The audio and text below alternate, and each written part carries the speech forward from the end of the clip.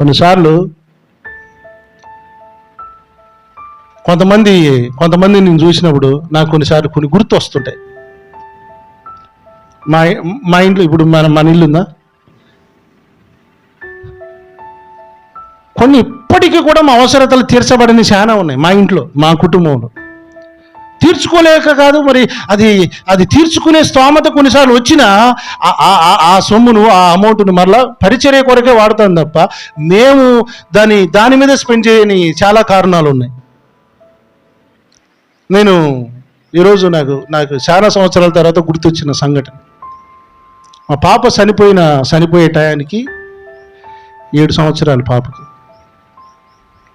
ఆ పాప చనిపోవడానికి ముందు నన్ను అడిగిన ఒక కోరిక ఏంటో తెలుసా?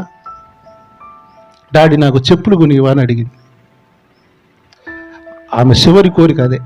తీర్చలేకపోయాను, కొనిలేదు.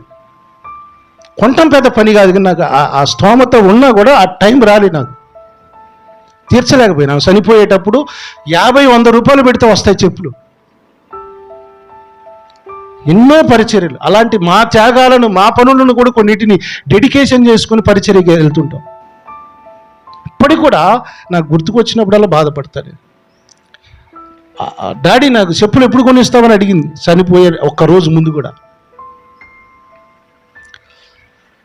కొనలేమంటే కొనగలిగే స్థితి ఉన్నా పరిచర్యలో పెడుతూ వెళ్తున్నాం.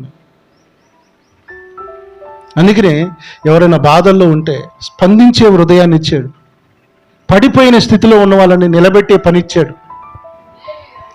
మేము కొన్నిసార్లు స్ట్రగుల్ అయినా పర్లేదు, కానీ దేవుని పని ఆగకూడదని కోరుకునే మనుషులు. చిన్న పిల్ల కోరికను లాస్ట్ చివరి రోజు కూడా మేము తీర్చలేకపోయినాం. పరిచర్య అంటే ఇలా ఉంటుంది. కొంతమంది పిల్లల్ని చూస్తుంటాను నేను, దైవ సేవకుల పిల్లల్ని, కొన్ని కుటుంబాలు నేను చూస్తుంటాను. అన్నీ ఉంటాయి,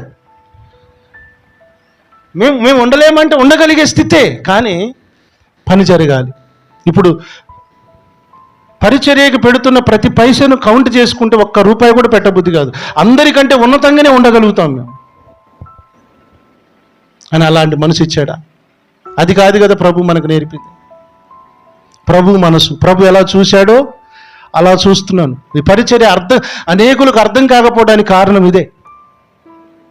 అర్థం కాకపోవడానికి కారణం ఏంటంటే మనం స్వార్థం లేకుండా, కల్మషం లేకుండా ప్రభు పనిని జరిగిస్తున్నాం. హల్లెలూయా.